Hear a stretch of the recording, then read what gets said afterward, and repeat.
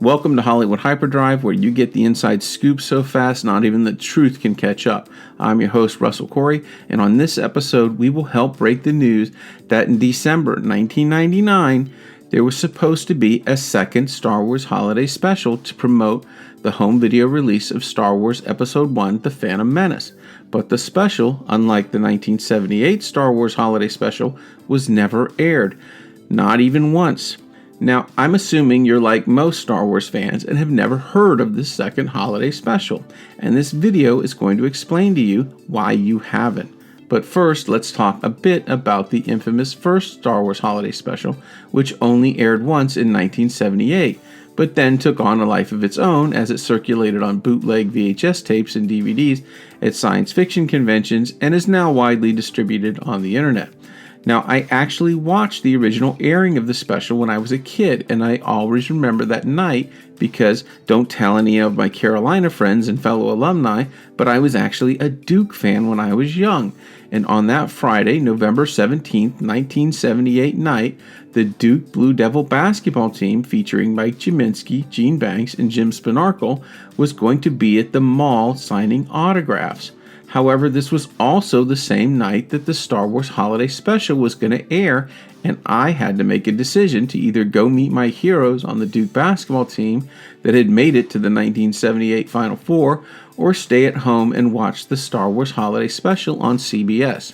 And remember, this was a time when we didn't have YouTube, DVR, on demand, and most people didn't have VCRs yet, which were pretty rare until the early 80s.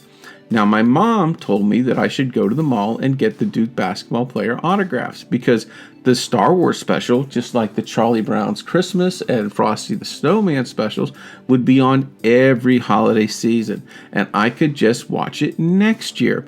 Good point, Mom. But at the time, I just loved Star Wars more than anything in the world, even more than Duke basketball. So I stayed home that night and watched Mala and Lumpy eagerly await Chewbacca to come home for Life Day. Now, two things happened after that night. One, I ended up going to college at the University of North Carolina and would grow to despise Duke. The other was that the Star Wars Holiday Special never aired again on television. So looking back, obviously, the Force was guiding me, and I made the right decision at the time, a rarity for me as a child, to stay home and watch the special. Now, the Star Wars Holiday Special is pretty cheesy, but it did introduce us to Boba Fett, and it has its awkward place in the Star Wars universe and in the memories of millions of fans like me that tuned in that night. Now, the 1978 special has gotten attention recently because The Mandalorian makes references to it. And the Mandalorian producer, Jon Favreau, told Variety when asked about making a second holiday special, he said, "Oh, I would definitely be interested in doing a holiday special." And that's what this video is about. There actually was a second Star Wars holiday special. It just never aired, not even once. And here are the reasons why it didn't air and why you probably have never heard anything about it. Reason number one, Lou Pearlman. Don't know who Lou Pearlman is? No problem, I'll tell you. So let's go back to 1999. When Lucasfilm and Fox were negotiating the rights to distribute The Phantom Menace, one of the benefits Fox said they had over other studios is that they now had the Fox TV network to air specials to help promote the film, and one of these specials could be for the home video release, which would be timed around the holiday season. Lucasfilm saw this as a way to finally redeem themselves from the much maligned 1978 holiday special. So after agreeing to let Fox distribute The Phantom Menace, Lucasfilm and Fox also went forth on plans for a holiday special reboot for the home video release. Now, Lucasfilm wanted to make sure the new Star Wars films would appeal to younger audiences and markets, and not just appeal to the older nostalgic fans like myself. And in the late 90s, no one was a bigger draw to the youth audience than the boy band titans NSYNC and Backstreet Boys, both managed at the time by Lou Pearlman, who, to put it kindly, was sort of the Jabba the Hutt of boy band management.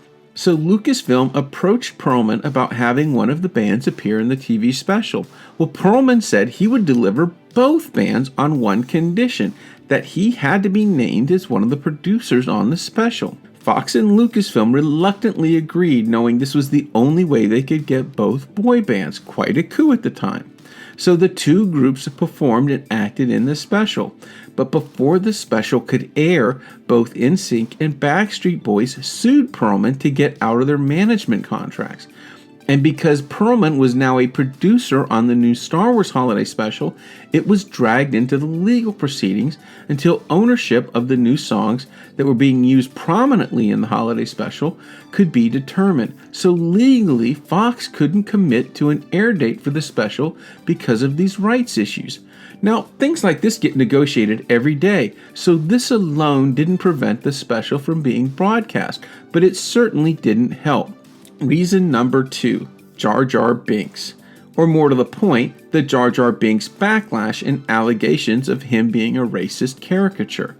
Jar Jar Binks was supposed to be the breakout star of The Phantom Menace, but the fans hated him with a passion and even accused Jar Jar of being an insensitive racial stereotype at best and outright racist at worst. Well, not unlike The Phantom Menace, Lucasfilm built the story of the 1999 holiday special around Jar Jar Binks, and because they needed months to do all the CGI work for Jar Jar, by the time the whole Jar Jar Binks backlash happened, they had already shot the special. And because the plot of the special was about Jar Jar trying to get home for Life Day, it would be impossible to take him out of the show after the backlash, or even lessen his role in the plot. So they were stuck with a Jar Jar Binks show that nobody wanted to see. Now, Fox and Lucasfilm realized they could de-emphasize Jar Jar in their marketing campaign for the home video release of the movie. But if they were going to broadcast a new holiday special that was all about Jar Jar, they could start the whole backlash up again and hurt VHS sales of The Phantom Menace. Now, when they filmed the special, Ahmed Best was on set in the Jar Jar Binks costume, and they were going to digitally replace him with the CGI Jar Jar Binks later. So at the time of the Jar Jar Binks backlash, they hadn't yet invested the hundreds of thousands of dollars to do all the CGI work to replace Best or complete any of the other major digital effects for the special. They essentially had a rough cut assembly of their human actors performing against green screens for most of the movie. So with the Lou Pearlman lawsuit putting the holiday broadcast airing window in jeopardy, and with the Jar Jar Binks backlash in full effect, Fox and Lucasfilm decided to pull the plug before investing the major money to finish the special effects, knowing that if the holiday special renewed the hatred for Jar Jar and the racist controversy, the special could ultimately hinder the home video sales rather than helping them. So those are the two main reasons the special was never finished and aired. So outside of it not airing, why haven't you heard of the special and only now are rumors of its existence leaking out? Reason number 3, NDAs, non-disclosure agreements. Because the plot of episode 1 was under tight wraps, so was the plot and plans for the 1999 holiday special that was going to help promote it. So Lucasfilm had everyone involved in the new holiday special production, cast and crew alike, sign non-disclosure agreements forbidding them to talk about the special to anyone without permission from Lucasfilm until after it had aired. Now, these NDAs were backed up by $1 million fines. Now, after the special aired, Lucasfilm didn't care anymore. The cast and crew could talk to it about anybody they wanted to. But here's the thing. The special never did air, and Lucasfilm was so embarrassed they had another botched holiday special fiasco on their hands, they didn't want word getting out that the new holiday special, or even plans for a new holiday special, even existed. So Lucasfilm has never let anyone out of their non-disclosure agreements, which are valid to this day and will be until the special airs, which it probably never will. So if anyone connected with the special even confirms it simply exists, they could be sued for $1 million. So now you're probably saying, well, why hasn't a copy of this rough cut ever leaked out onto the internet? And it's because everything ever filmed or edited for the special, from the rough cut to the unused takes, all exist on Lucasfilm computer servers. They didn't need to go to outside help for the production, and Lucasfilm was able to maintain strict control over every frame shot for the special. Now, some of you might remember news stories that NSYNC was going to be in Episode 2, Attack of the Clones, and that's true, because members of NSYNC were crushed that the special was never going to air, and they, newly rich at the time, were willing to go public about the special and risk the $1 million fine in hopes that public pressure might spur Lucasfilm to actually air the special amid pressure from their rabid NSYNC fans. However, Lucasfilm promised those disgruntled NSYNC members that they would put them in as extras in the next Star Wars film if they kept quiet about the failed 1999 holiday special. NSYNC agreed and honored their NDAs, and when their touring dates and schedule permitted, they went to Lucasfilm to film their Episode 2 Attack of the Clones extra scenes. But even then, there was such a fanboy backlash at the inclusion of a boy band in a Star Wars film, Lucasfilm ended up not using any of the NSYNC footage shot. And also because of the backlash from the Star Wars fans about NSYNC, Lucasfilm had their fears confirmed that it was best to not only never release the '99 holiday special, it reinforced their stringent policy to never even admit that the 1999 special exists at all. Now finally, all these years later, with talk of a potential holiday special reboot in the works, some of the details of the plot of the '99 special have leaked out, and as best as I could compile these plot leaks, here is a story outline of the unreleased 1999 Star Wars holiday special. The special opens with the battle of the galactic boy bands on the planet of Malto that pits NSYNC and the Backstreet Boys against a Gungan boy band group that includes Jar Jar Binks. Now, because Jar Jar is so clumsy and can't learn his dance moves, the Gungan boy band kicks him out of the group when they lose. While most of the members of NSYNC, the Backstreet Boys, and the Gungan boy band get back on their tour bus spaceship to return to their home planet, a few of the NSYNC members, Joey Fatone, J.C. Zazay, and Chris Kirkpatrick, take pity on the rejected Gungan and stay behind to teach Jar Jar some dance moves, and plan to just take a later flight later to go back to the home planet for Life Day.